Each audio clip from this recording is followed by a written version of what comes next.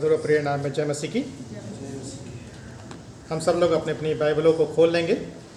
पुराने नियम की पुस्तक से पहला शामिल की पुस्तक उसका 23 अध्याय, पहला शामिल की पुस्तक उसका 23 अध्याय 359 पेज नंबर पर है। यदि आपके पास लाल रंग वाली बाइबल है तो उसमें 359 पेज नंबर है। हम सब लोग परमेश्वर के वचन को आदर सम्मान देने के लिए अपने अपने स्थानों पर खड़े हो जाएंगे और मैं इसे आपके सामने पढ़ूंगा। परमेश्वर के वचन में इस प्रकार से लिखा हुआ है, तब दाऊद को यह समाचार मिला कि फलस्ती लोग कीला नगर से युद्ध कर रहे हैं और खलियानों को लूट रहे हैं। तब दाऊद ने यहोवा से पूछा, क्या मैं जाकर फलस्तियों को मारूं? यहोवा ने दाऊद से कहा, जा और फलस्तियों को मार के कीला को बचा। परंतु दाऊद के जनों ने उससे कहा, हम तो इस यहूदा देश में भी डरते रहते हैं। यदि हम कीला जाकर फलस्तियों की सेना का सामना करें तो क्या बहुत अधिक डर में ना पड़ेंगे? तब दाऊद ने यहोवा से फिर पूछा और यहोवा ने उससे उत्तर देकर कहा, कमर बांध कर कीला को जा, क्योंकि मैं फलस्तियों को तेरे हाथ में कर दूंगा। इसलिए दाऊद अपने जनों को संग लेकर कीला को गया और फलस्तियों से लड़कर उनके पशुओं को हाँक लाया और उन्हें बड़ी मार से मारा। यो दाऊद ने कीला के निवासियों को बचाया। जब अहीमेलेक का पुत्र अबियातार दाऊद के पास किला को भाग गया था, तब हाथ में एपोद लिए हुए गया था। तब शाऊल को यह समाचार मिला कि दाऊद किला को गया है, और शाऊल ने कहा, परमेश्वर ने उसे मेरे हाथ में कर दिया है। वह तो फाटक और बेंडे वाले नगर में घुसकर बंद हो गया है। तब शाऊल ने अपनी सारी सेना को लड़ाई के लिए बुलवाया कि किला को जाकर दाऊद और उसके जनों को घेर ले। तब दाऊद ने जान लिया कि शाऊल मेरी हानि की युक्ति कर रहा है, इसलिए उसने अबियातार याजक से कहा, एपोद को निकट ले आ। तब दाऊद ने कहा, हे इज़राइल के परमेश्वर यहोवा, तेरे दास ने निश्चय सुना है कि शाऊल मेरे कारण किला नगर नष्ट करने को आना चाहता है। क्या किला के लोग मुझे उसके वश में कर देंगे? क्या जैसे तेरे दास ने सुना है वैसे ही शाऊल आएगा? हे इज़राइल के परमेश्वर यहोवा, अपने दास को यह बता। यहोवा ने कहा, हाँ, वह आएगा। फिर दाऊद ने पूछा, क्या किला के लोग मुझे और मेरे जनों को शाऊल के वश में कर देंगे? यहोवा ने कहा, हाँ, वे कर देंगे। तब दाऊद और उसके जन कोई 600 थे किला से निकल गए और इधर उधर जहाँ कहीं जा सके वहाँ गए। और जब शाऊल को यह बताया गया कि दाऊद किला से निकल भागा है, तब उसने वहाँ जाने का विचार छोड़ दिया। तब दाऊद जंगल के गढ़ों में रहने लगा और पहाड़ी देश के जीप नामक जंगल में रहा, और शाऊल उसे प्रतिदिन ढूंढता रहा, परंतु परमेश्वर ने उसके हाथ में ना पड़ने दिया। और दाऊद ने जान लिया कि शाऊल मेरे प्राण की खोज में निकला है। और दाऊद जीप नामक जंगल के होरेश नामक स्थान में था कि शाऊल का पुत्र योनातान उठकर उसके पास होरेश में गया और परमेश्वर की चर्चा करके उसको ढारस दिलाया। उसने उससे कहा, मत डर, क्योंकि तू मेरे पिता शाऊल के हाथ में ना पड़ेगा, और तू ही इज़राइल का राजा होगा, और मैं तेरे नीचे रहूँगा। और इस बात को मेरा पिता शाऊल भी जानता है। तब उन दोनों ने यहोवा की शपथ खाकर आपस में वाचा बांधी। तब दाऊद होरेश में रह गया और योनातान अपने घर चला गया। तब जीपी लोग गीबा में शाऊल के पास जाकर कहने लगे, दाऊद तो हमारे पास होरेश के गढ़ों में, अर्थात उस हकीला नामक पहाड़ी पर छिपा रहता है जो यशीमोन के दक्षिण की ओर है।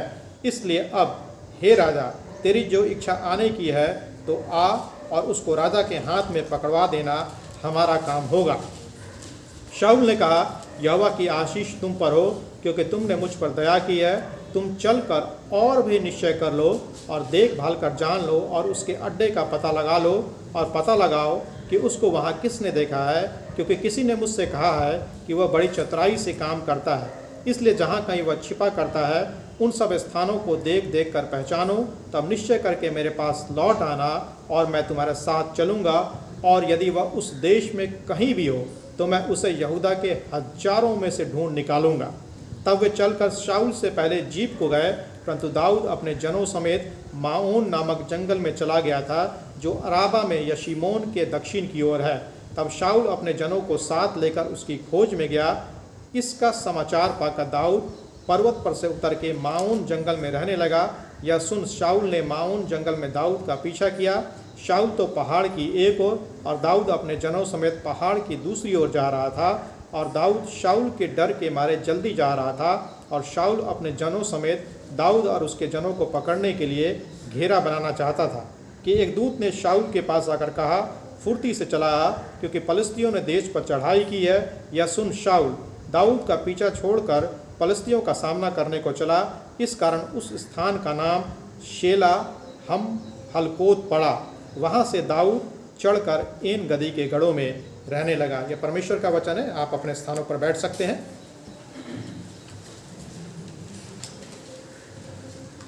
परमेश्वर के वचन को समझने के लिए हम प्रार्थना करेंगे। परमेश्वर पिता, हम आपके वचन को समझना चाहते हैं, जीवन में उसको उतारना चाहते हैं और उसका हम पालन करना चाहते हैं। और ये सब संभव हो सकता है आपके आत्मा के द्वारा से, जो आपके वचन का लेखक है।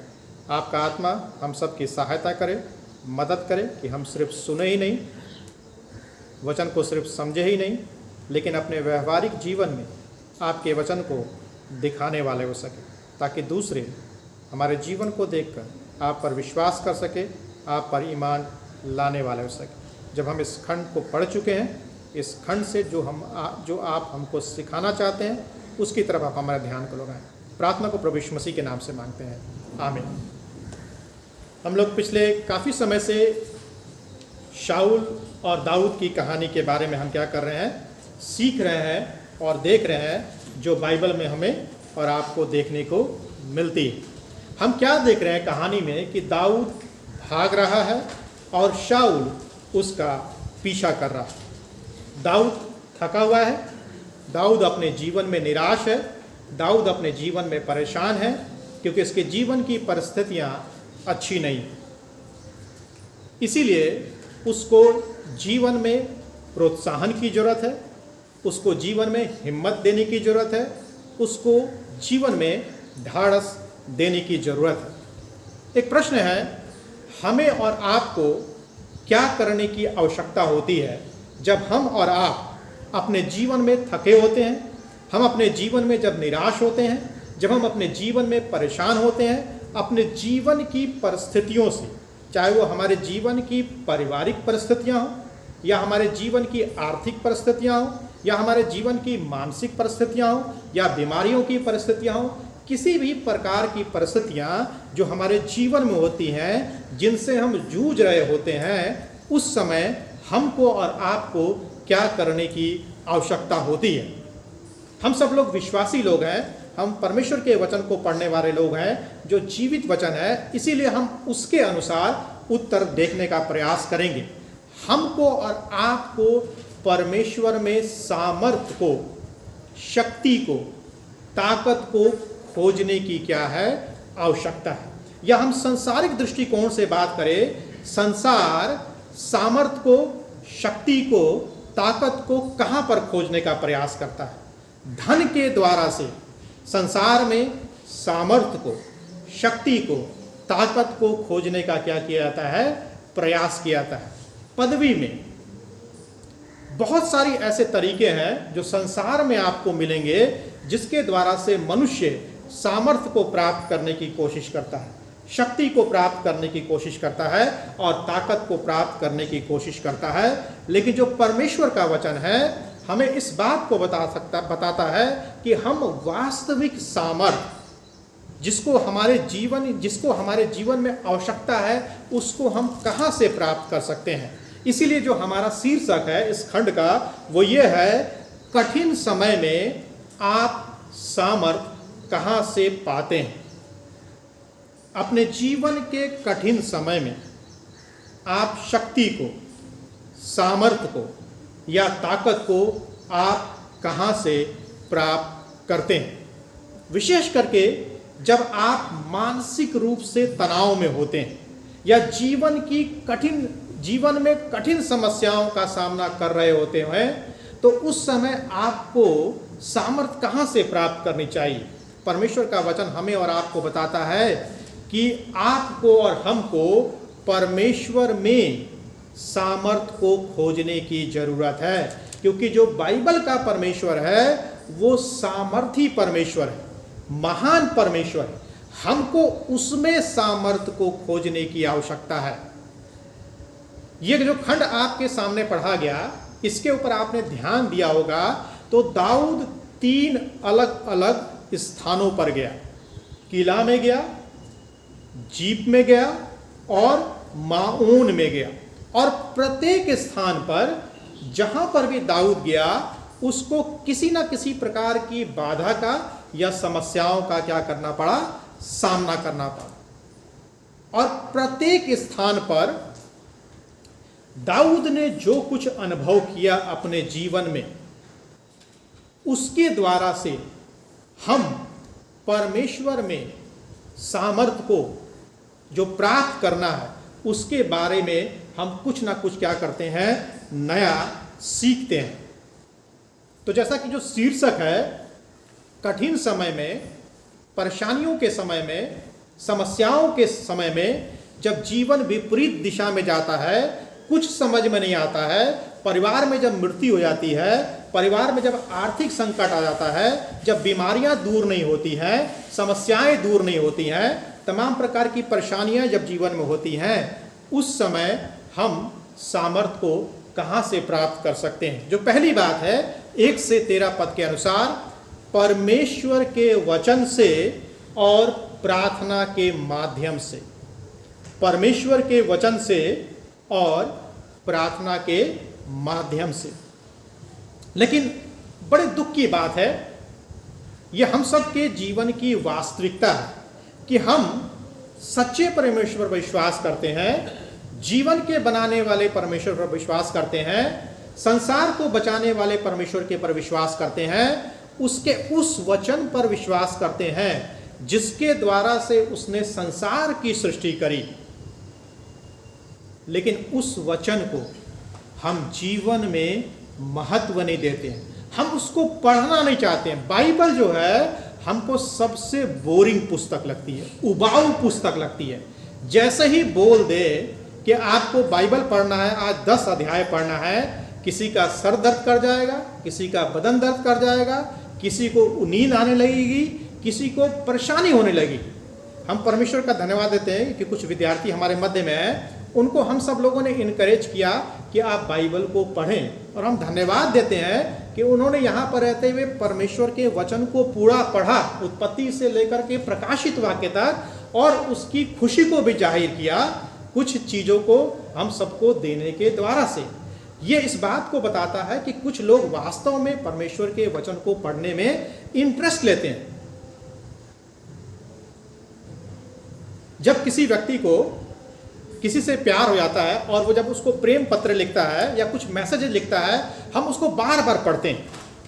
पुराने समय में पोस्ट कार्ड का समय होता था, अंतर्देशी का समय होता था। उस समय की यदि बात करें, उस समय जब किसी व्यक्ति को चिट्ठी मिलती थी, वो व्यक्ति बार बार उस चिट्ठी को क्या करता था, निकाल करके पढ़ता था। आज वो जमाना नहीं है, लेकिन आज फेसबुक का जमाना है, व्हाट्सएप का जमाना है, इंस्टाग्राम का जमाना है। इन सब चीज़ों में जब हमारा कोई प्रिय व्यक्ति जब हमको संदेश भेजता है, हम बड़े चाव से क्या करते हैं, उसको पढ़ते हैं।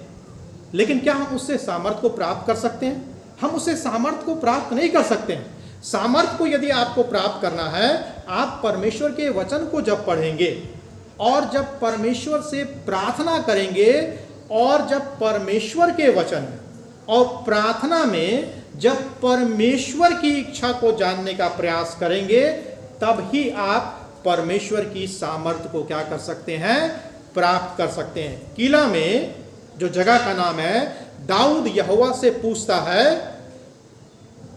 और हम वहां पर दाऊद की परमेश्वर के साथ बातचीत को देखते हैं। हम उससे 2 महत्वपूर्ण बातों को सीखते हैं, या 2 सबक को सीखते हैं। पहला सबक हम ये सीखते हैं, हमें परमेश्वर के वायदों पर भरोसा करने की आवश्यकता है, और अनावश्यक खतरे से बचने के लिए हमें बुद्धिमानी की आवश्यकता होनी चाहिए हमारे जीवन में। सबसे पहली बात, परमेश्वर के वायदों पर हमें भरोसा करना है। परमेश्वर के वायदों पर हमें क्या होना है, निडर होना है। जब हम परमेश्वर के वचन को पढ़ते हैं, परमेश्वर का वचन परमेश्वर के वायदों से भरा पड़ा हुआ है। जब परमेश्वर ने अब्राहम को बुलाया, अब्राहम से परमेश्वर ने प्रतिज्ञा किया कि मैं तेरे वंश को बालू की किनकों के समान क्या करूंगा, बढ़ाऊंगा। लेकिन परमेश्वर ने उसको ये भी बोला कि तेरे वंश के लोग मिस्र में क्या होंगे, गुलाम होंगे, 430 वर्ष तक गुलाम होंगे। अब्राहम इससे घबराया नहीं, उसने परमेश्वर के वायदों पर क्या रखा, भरोसा रखा, वो निडर बना। दाऊद ने यहां पर फिर यहोवा से पूछा और यहोवा ने उसको उत्तर क्या दिया, किला को जा, मैं पलस्तियों को तेरे वश में कर दूंगा। दाऊद भी मनुष्य था, दाऊद भी घबराता था, दाऊद भी परेशान होता था। दाऊद सोच सकता था कि यदि मैं किला को जाऊंगा, पलस्ती लोग मुझे मार देंगे, मेरे जीवन का क्या होगा, मेरे बाल बच्चों का क्या होगा, मेरे मित्रों का क्या होगा। लेकिन दाऊद ने परमेश्वर के वायदों पर क्या रखा, भरोसा रखा। दाऊद अपने जीवन में निडर बना रहा। और क्या लिखा हुआ, दाऊद अपने जनों समेत कहां गया, किला को गया और पलस्तियों से लड़ा और साहसी क्या हुआ, बना। परमेश्वर क्या करता है, दाऊद को सफलता देता है। परमेश्वर ने दाऊद को सफलता कब दिया, जब दाऊद ने परमेश्वर के वायदों पर भरोसा रखा, जब दाऊद निडर बना रहा, जब दाऊद साहसी बना रहा, तब परमेश्वर ने उसको जीवन में क्या किया, सफलता दिया। हम भी जीवन में सफलता पाना चाहते हैं, हम भी जीवन में साहसी बनना चाहते हैं। आप सांसारिक रीति से जीवन में सफलता को प्राप्त कर सकते हैं, इसमें कोई दो राय नहीं। आपके पास बहुत धन संपत्ति आ सकती है, इसमें कोई दो राय नहीं। आप जीवन में बहुत आगे बढ़ सकते हैं, इसमें भी कोई शक नहीं है। लेकिन यदि आप परमेश्वर के अनुसार से, उसके वचन के अनुसार से सफलता प्राप्त करना चाहते हैं, तो आपको उसके लिए परमेश्वर के वायदों पर भरोसा करने की आवश्यकता है और उसके वायदों में निडर बनने की आवश्यकता है। मान लीजिए आप बोलते हैं, जैसे विद्यार्थी लोग हैं, जितने विद्यार्थी यहाँ पर है, बोलते हैं कि हम सेवा करेंगे कोर्स को समाप्त होने के बाद। रात में परमेश्वर आपको दर्शन देता है, बोलता है आपको जाना है अंडमान में, ठीक है, ऐसे जगह में जाना है जहाँ पर वो लोग रहते हैं जिनके पास आपको जाना, मतलब आपका जीवन जिसके खतरे से खाली नहीं है। ऐसे लोगों के पास आपको परमेश्वर भेजता है, जहाँ पर आप जाएंगे तो शायद हो सकता है कि आप वापस ना आ पाए। क्या आप परमेश्वर के वायदे पर उस समय भरोसा कर सकते हैं? शायद आसान नहीं, क्योंकि हम सोचेंगे यदि मैं वहाँ गया और यदि मैं वापस नहीं आया तो फिर क्या होगा, मेरे परिवार का क्या होगा, मेरे जीवन का क्या होगा। लेकिन दाऊद के जीवन से हम क्या सीखते हैं कि उसने परमेश्वर के वायदों पर क्या रखा, भरोसा रखा, अपने जीवन की परवाह नहीं किया, अपने परिवार की परवाह नहीं किया। उसने ये परवाह नहीं किया कि मेरा तो अभिषेक हुआ है इज़राइल के राजा के रूप में, अभी तो मैं इज़राइल का राजा ही नहीं बना हूं, अभी तो मैंने सत्ता का स्वाद ही नहीं चखा है और अचानक से परमेश्वर ने मुझसे क्या कर दिया है, ये सब चीजें मेरे जीवन में क्या हो रही हैं, घटित हो रही हैं। और परमेश्वर अभी मुझे बोल रहा है कि तू किला को जा और पलस्तियों के विरुद्ध में क्या कर, लड़ाई कर।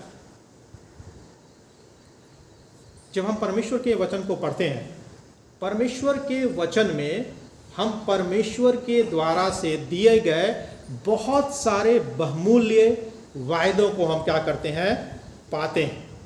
विश्वासी के रूप में हमारे पास साहसी होने का हर एक कारण होना चाहिए और डरने का कोई भी कारण हमारे पास नहीं होना चाहिए। भजन 118 के 6 में लिखा हुआ है, यहोवा मेरी ओर है, मैं ना डरूंगा, मनुष्य मेरा क्या कर सकता है। मसीही होने के नाते, विश्वासी होने के नाते हम परमेश्वर के वायदों पर भरोसा करने में निडर और साहसी हो सकते हैं। लेकिन साथ ही साथ परमेश्वर का वचन हमें और आपको यह भी बताता है कि अनावश्यक खतरों से बचने के लिए भी हमें बुद्धिमान होने की क्या है, आवश्यकता है। दाऊद परमेश्वर से दो प्रश्न पूछता है कि शाऊल किला को आ रहा है और क्या किला के लोग दाऊद को शाऊल के हाथ में कर देंगे? परमेश्वर का उत्तर क्या होता है? हाँ। मत्ती 10:16 में प्रभु यीशु मसीह कहते हैं अपने शिष्यों से कि मैं तुम्हें भेड़ों की समान भेड़ियों के झुंड में क्या करता हूं? भेजता हूं। इसलिए सांप के समान चतुर और कबूतर के समान क्या बनो? भोले बनो। हमें परमेश्वर के कार्यों पर विश्वास करने की आवश्यकता है, निडर होने की आवश्यकता है। यीशु मसीह का यह कहना है कि संसार खतरनाक है, आसान नहीं है संसार में जीवन को व्यतीत करना, लेकिन हम साहसी बन सकते हैं परमेश्वर के वायदों पर भरोसा करने के द्वारा से, और अनावश्यक खतरों से भी हम बच सकते हैं यदि हम बुद्धिमान होंगे और परमेश्वर के वचन के अनुसार अपने जीवन को जिएंगे। हमारे लिए यहाँ पर मुख्य बात यह है कि दाऊद परमेश्वर से पूछ रहा। दाऊद बिना परमेश्वर से पूछे हुए अपने जीवन में कोई भी काम नहीं करता था। दाऊद भविष्यवक्ताओं से पूछता था, दाऊद याजकों से पूछता था और दाऊद यहोवा से पूछता था। परमेश्वर आज वर्तमान समय में हमसे और आपसे वचन के द्वारा से और जब हम प्रार्थना करते हैं उसके द्वारा से परमेश्वर हमसे और आपसे बातचीत करता है। प्रश्न ये उठता है, जब आप जीवन में निराश होते हैं, जब आप जीवन में परेशान होते हैं, आपका जीवन संकटों से भरा होता है, मुसीबतों से भरा होता है, आपका दिमाग काम नहीं करता, आपको कुछ सूझता नहीं है कि आप अपने जीवन की परिस्थितियों पर किस प्रकार से जय प्राप्त कर सकते हैं, उस समय में क्या आप परमेश्वर से पूछते हैं या आप संसार से पूछते हैं, संसार के लोगों से पूछते हैं? याद रखें, यदि आप परमेश्वर से पूछेंगे, परमेश्वर आपके लिए मार्ग निकालेगा। यदि आप परमेश्वर को छोड़ करके संसार पर भरोसा रखेंगे, आप जीवन से निराश हो जाएंगे, जीवन से मतलब कि आप असफल हो जाएंगे। यदि हम यहूदा इस्करियोती की बात करें, जब यहूदा इस्करियोती के जीवन में संकट आया, उसको प्रभु यीशु मसीह से पूछना था। वो किसके पास चला गया? महायाजकों के पास चला गया, उन लोगों के पास चला गया जिनसे उसने प्रभु यीशु मसीह को पकड़वाने की बात किया था। उसका परिणाम क्या हुआ? वो निराश हो गया, असफल हो गया और उसने क्या कर लिया? आत्महत्या कर लिया। यदि वो प्रभु यीशु मसीह के पास आता, प्रभु यीशु मसीह से पूछता, प्रभु यीशु मसीह उसको मार्ग बताते और वो शायद आत्महत्या नहीं करता। शाऊल की कहानी में भी हम यही देखते हैं, शाऊल भी अपने जीवन से निराश हो गया, शाऊल भी अपने जीवन से हताश हो गया, जिसका परिणाम क्या हुआ? शाऊल ने आत्महत्या कर लिया। शाऊल को क्या लगा? जीवन की समस्याओं का समाधान कहाँ है? आत्महत्या करने में नहीं। परमेश्वर ने हमें आत्महत्या करने के लिए नहीं बनाया था। अदन के बगीचे में परमेश्वर ने हमें मिट्टी में मिलने के लिए नहीं बनाया था। परमेश्वर ने हमें अनंत जीवन देने के लिए बनाया था। वो तो हमारी गलती से हम मिट्टी में मिलते हैं, हमारी गलती से हम अपने जीवन को समाप्त कर लेते हैं। परमेश्वर की ऐसी कोई भी योजना नहीं थी। परमेश्वर से पूछे, परमेश्वर से प्रार्थना करें, परमेश्वर के वचन का ध्यान करें। वो आपके जीवन की कठिन परिस्थितियों में आपके लिए मार्ग को क्या करेगा?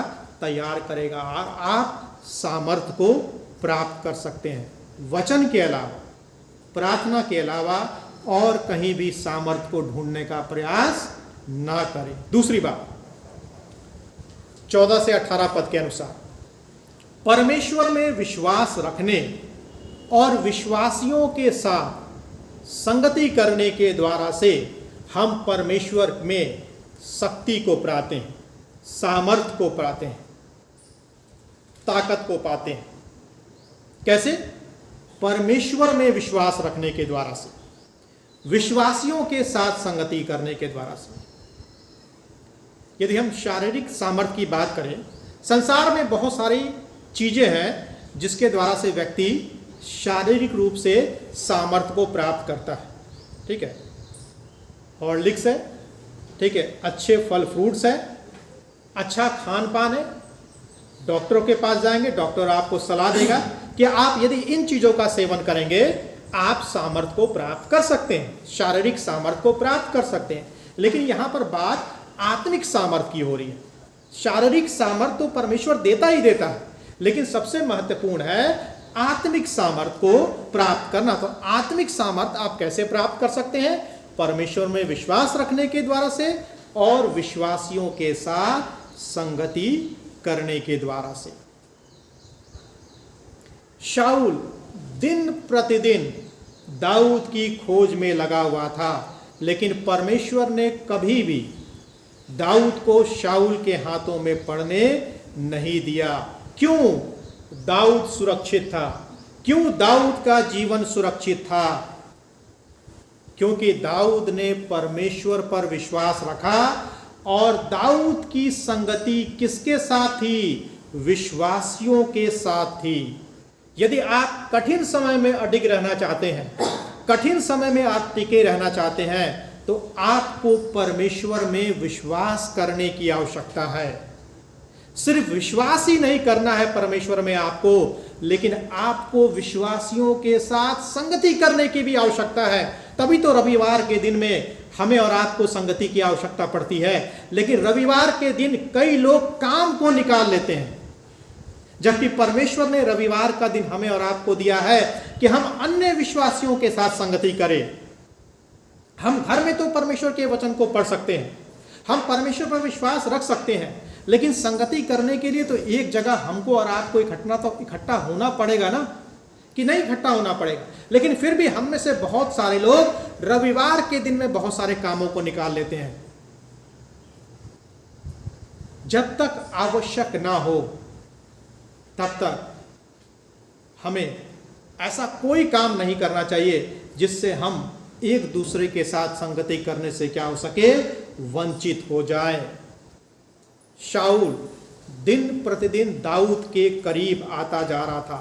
दाऊद बहुत ही ज्यादा तनाव में था, लेकिन दाऊद के पास कौन था? परमेश्वर तो था ही था, विश्वास तो था ही था, प्रार्थना तो था ही था, लेकिन दाऊद के पास उसका अच्छा मित्र था योनातान, जो शाऊल का बेटा था। योनातान ने ना केवल दाऊद को प्रोत्साहित किया, लेकिन दाऊद को परमेश्वर में सामर्थ्य को प्राप्त करने के लिए उसने उसकी क्या करी? मदद भी करी। हमें भी और आपको भी जीवन में ऐसे मित्रों की आवश्यकता है, जीवन में ऐसे विश्वासियों की आवश्यकता है, जीवन में ऐसे लोगों की आवश्यकता है जो हमारी मदद कर सके, जो हमारी क्या कर सके? सहायता कर सके। योनातान ने किस प्रकार से दाऊद की मदद करी? योनातान ने दाऊद की मदद करी परमेश्वर के वायदों को याद दिलाने में। दाऊद ने क्या याद दिलाया? कि परमेश्वर ने इज़राइल के राजा के रूप में तेरा अभिषेक किया है, मेरा अभिषेक नहीं किया है। तू ही इज़राइल का अगला राजा बनेगा। सबसे अच्छा जो तरीका है एक विश्वासी को परमेश्वर की सामर्थ्य को प्रदान करने का, वो ये है कि परमेश्वर ने अपने वचन में जो वायदे किए हैं, जो प्रतिज्ञाएं किए हैं, उन वायदे और प्रतिज्ञाओं को उनको क्या किया जाए? स्मरण दिलाया जाए। विशेष करके जब एक विश्वासी संकट में होता है, एक विश्वासी जब अपने जीवन में संघर्ष करता होता है। यहां पर योनातान ने क्या किया? योनातान ने दाऊद के हाथों को अपने हाथों में लिया और उसके हाथों को उसने परमेश्वर के हाथों में क्या कर दिया? दे दिया। क्रूस पर भी प्रभु यीशु मसीह ने यही किया। प्रभु यीशु मसीह ने जबकि परमेश्वर ने प्रभु यीशु मसीह के हाथ को छोड़ दिया था हमारे पापों के कारण से, लेकिन प्रभु यीशु मसीह ने हमारे हाथों को पकड़ लिया ताकि हमारे हाथों को वो परमेश्वर के हाथों से क्या कर सके? मिला सके। यही काम हमें और आपको करने की आवश्यकता है। इसीलिए हमें जीवन में एक ऐसे लोगों की आवश्यकता है जो हमारे हाथ को परमेश्वर के हाथों में दे दे, और परमेश्वर के हाथों में पड़ना यानी कि उससे ज्यादा सुरक्षित जगह और कुछ भी नहीं है। संसार में बहुत बड़े बड़े शक्तिशाली अगुवे हैं, ऐसे बंकर बनाए हुए हैं कि यदि परमाणु बम भी गिरेगा तो भी उनके जीवन को कोई खतरा नहीं होगा। लेकिन क्या बंकर में रहने से जीवन सुरक्षित है? नहीं। दुनिया के किसी भी कोने में चले जाए, जीवन तब तक सुरक्षित नहीं है जब तक कि हमारा हाथ परमेश्वर के हाथों में ना हो। हमारा जीवन इस युग में भी और आने वाले युग में भी, जिसके ऊपर हम विचार नहीं करते हैं, जिसके बारे में हम बातचीत नहीं करते हैं, वो तभी सुरक्षित है जब हम परमेश्वर के हाथों में होंगे। इसलिए हमें और आपको एक दूसरे के साथ संगति करने की आवश्यकता है। हमेशा एक दूसरे के साथ संगति रखें, अपने घर में भी और कलीसिया में भी। तीसरी और अंतिम बात, हम परमेश्वर की ईश्वरीय देखभाल पर भरोसा करके परमेश्वर में शक्ति को पाते हैं। परमेश्वर की ईश्वरीय देखभाल पर भरोसा करके परमेश्वर में शक्ति को पाते हैं। 19 से 29 पद में इसका कहने का यह मतलब है, हमको इस बात पर विश्वास करना है कि परमेश्वर हर एक परिस्थिति में हमारी देखभाल करता है। हर एक परिस्थिति में हमको लगता है, आपको लगता है कि परमेश्वर ने हमको और आपको छोड़ दिया है, लेकिन ऐसा नहीं है। हम और आप परमेश्वर को छोड़ देते हैं, परमेश्वर हमको जीवन की किसी भी परिस्थिति में नहीं छोड़ता है। जब परमेश्वर ने हमको, जब हम पाप में पड़े हुए थे तब परमेश्वर ने हमको नहीं छोड़ा। जब हम मृत्यु में पड़े हुए थे तब परमेश्वर ने हमको नहीं छोड़ा। जब हम शैतान के बंधन में थे, अंधकार की शक्तियों में पड़े हुए थे, जीवन में निराशाएं थी, तब परमेश्वर ने हमको नहीं छोड़ा। तो जीवन की किसी भी परिस्थिति में परमेश्वर हमको और आपको कभी नहीं छोड़ेगा, कभी भी नहीं छोड़ेगा। दाऊद का शत्रु कौन था? शाऊल था। बाइबल विश्वासियों के बारे में क्या बताती है कि हमारा और आपका भी एक शत्रु है। इसलिए हमको और आपको भी सतर्क रहने की आवश्यकता है, संयम रहने की आवश्यकता है, चौकस रहने की आवश्यकता है। पहला पत्रस 5 कहता है, तेरा शत्रु शैतान गरजने वाले सिंह की नाई इस खोज में रहता है कि वह कब किसको फाड़ खाए। इसलिए सतर्क रहना है, क्योंकि शत्रु आपको और हमें नष्ट करना चाहता है। इसलिए परमेश्वर की जो ईश्वरीय देखभाल है उसकी खोज में हमको और आपको क्या करना है? रहना है। जब हम परमेश्वर के हाथों में होते हैं, जैसा कि हमने आपको बताया, तब हम सुरक्षित हाथों में होते हैं। दाऊद ने बाद में इस घटना को, जो 23 अध्याय में घटी, इसको 54 भजन में क्या करता है? वर्णित करता। दाऊद इस प्रकार से बोलता है, हे मेरे परमेश्वर, मेरी प्रार्थना सुन, मेरी बातों को सुन। अजनबी मुझ पर हमला कर रहे हैं, निर्दयी पुरुष मेरे जीवन की खोज में लगे हुए हैं, लेकिन मेरा परमेश्वर मेरा सहायक है। यहोवा ही मुझे क्या करता है? संभालता है। दाऊद जानता था कि यहोवा ही उसको क्या करता है? संभालता है। उसको मालूम था कि यहोवा ही उसको शक्ति देता है, यहोवा ही उसको सामर्थ्य देता है, यहोवा ही उसको क्या करता है? ताकत देता है।